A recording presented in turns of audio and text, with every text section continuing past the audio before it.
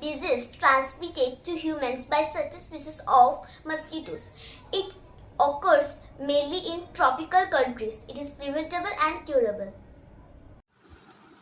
Malaria, a deadly disease. Many books even refer it as being capable of destroying mankind.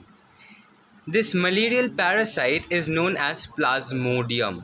Now, these Plasmodium has two stages in their life cycle. The first being the intermediate stage, which occurs in the female Anopheles mosquito, that is known as sporozoites. These sporozoid cells are young parasitic cells. They are young, not inactive. They are inactive and not capable of infecting us. What happens is these sporozoids, when injected via mosquito in our blood, they reach our liver cells. In the liver cells, they not only does damage the liver, and they absorb nutrition from it to multiply themselves. And when enough of these parasites are being formed, what happens is they start eating up the red blood cells. When they start eating up the red blood cells, they form the mature stage, and this mature stage is what is known as cryptozoic merozoites.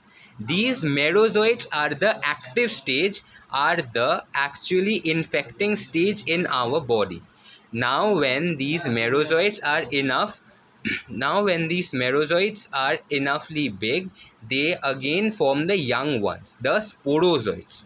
These sporozoites go around our blood, and when a mosquito bites us, the sporozoites are transferred to the mosquito, and it can affect another healthy person.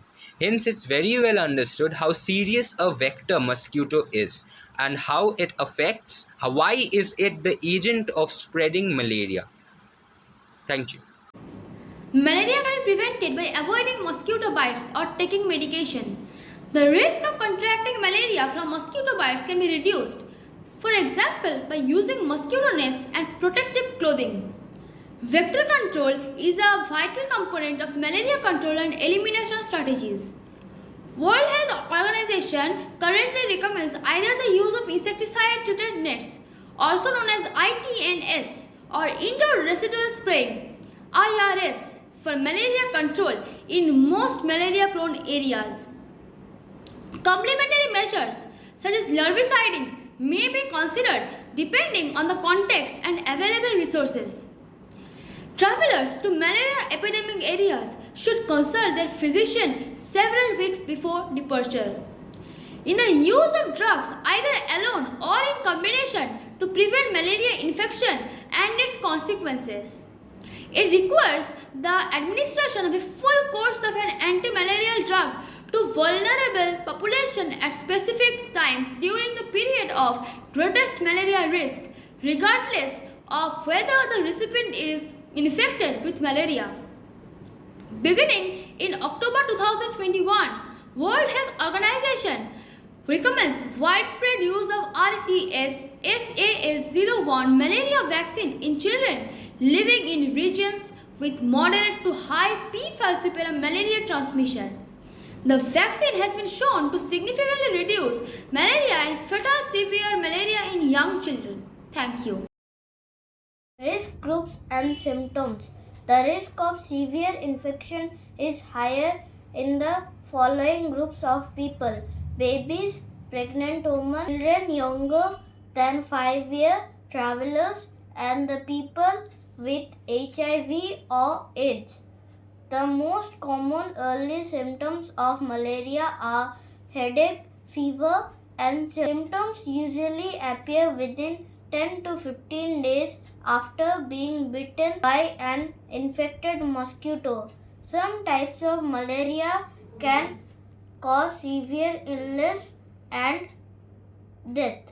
Some extreme tiredness and fatigue, impaired consciousness, multiple convulsions, difficulty breathing, dark and bloody urine, jaundice, yellowing of skin and eyes, and abnormal bleeding.